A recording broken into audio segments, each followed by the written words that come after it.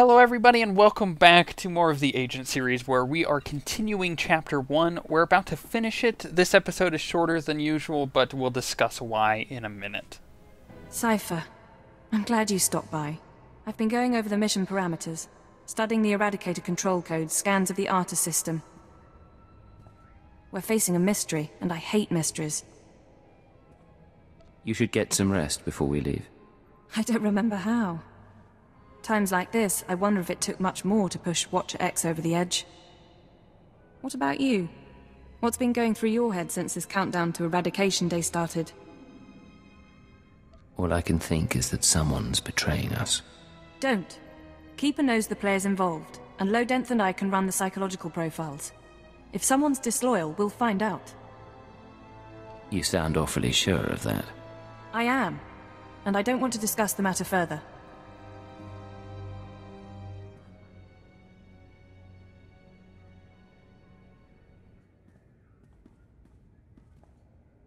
In any case, you should get ready. The Eradicators won't wait for either of us. Let's get this done. We don't have much of a choice, do we? Once you take off for the Arta system, I'll be on your tail. We'll meet out there. So just to clarify, today's episode is shorter than usual because I wanted tomorrow's to be absolutely epic, and it is going to be, which means it's going to be slightly longer than usual tomorrow. So, you know, it's a bit of a trade-off, but it's totally worth it.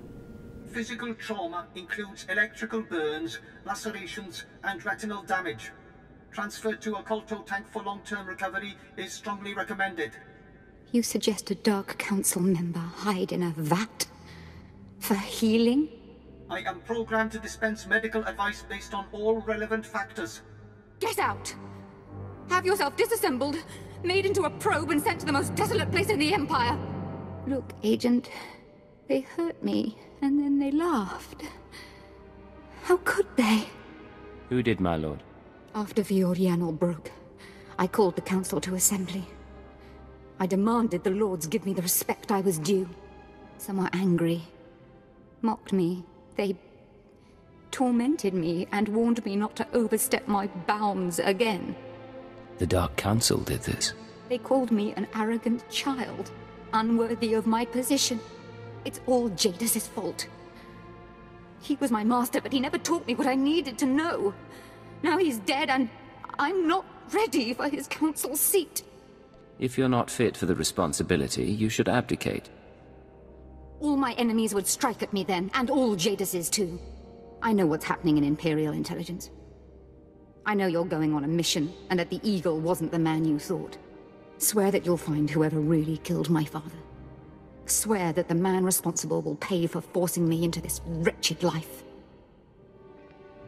Jadis's killers never hurt you. If Darth Jadis hadn't been murdered, I would never have taken this place on the Council. I would never have been humiliated. His killers are to blame. Swear you'll make them hurt. You're pathetic, Sharid. Get out! Get out of my sight, now!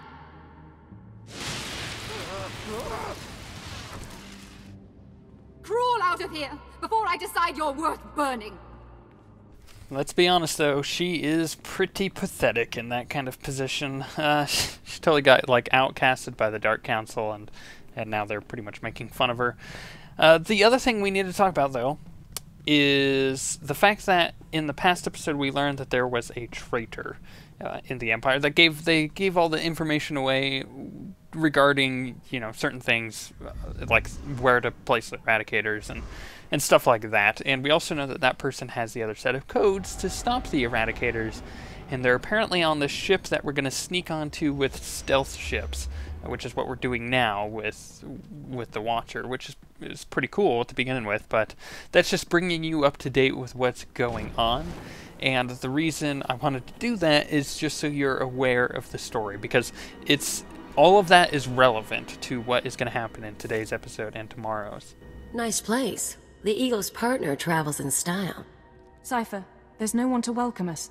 Seems our cloaking devices worked. Good to see you too. How was the flight? Uneventful, fortunately. I stayed in your wake. This starship is a modified Imperial dreadnought. Maximum crew complement of 5,000. It's also jamming long-range communications, so I can't check its registration or call for reinforcements. Our traitor is hiding his tracks.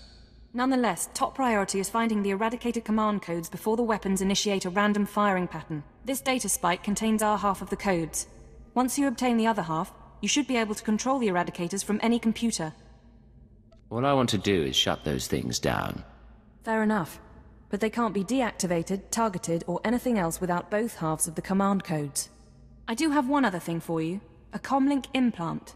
So long as you're wearing it, I can monitor your situation and speak to you privately. Is this one-way communication, or can I reply? Subvocally.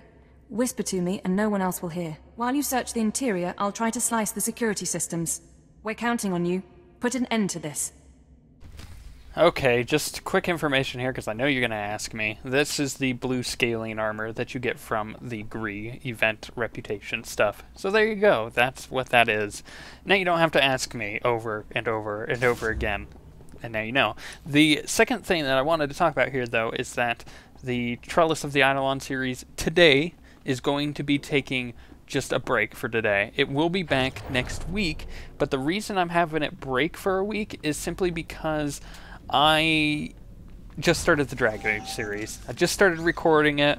We just started getting that done, but that means I've got a lot more work to do this week to get that ready and prepared to possibly release this week. I'm not promising anything, but possibly, you know, Wednesday and Thursday, it might be quite good. And that takes a lot of work to prep something like that. So I decided to cut the Trellis of Eidolon, or Trellis of the Eidolon this week, but like I said, it will be back next week, so don't you worry. It's a grand social experiment. There's probably 100 of us from across the Empire, all saved from the fire. Who knows how or why. For the most part, we're left to ourselves, squabbling and fighting, left to fear our own shadows. But we know the Master's out there, and I'm convinced there's a plan at work. Somebody wants to change us. Someone wants to control us.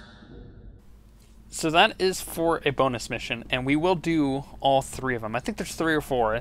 There's 3, and we will do all 3 of them. The last one will be in tomorrow's episode, just so you know, and it's not necessarily relevant to the main story, but it is nice to have that extra bit of lore. And to be honest, I needed the time to think about the decision I was going to make at the end of Chapter 1, so that's why I ended up getting the 3rd one as well. I was just going to get these 2 and just cut them out.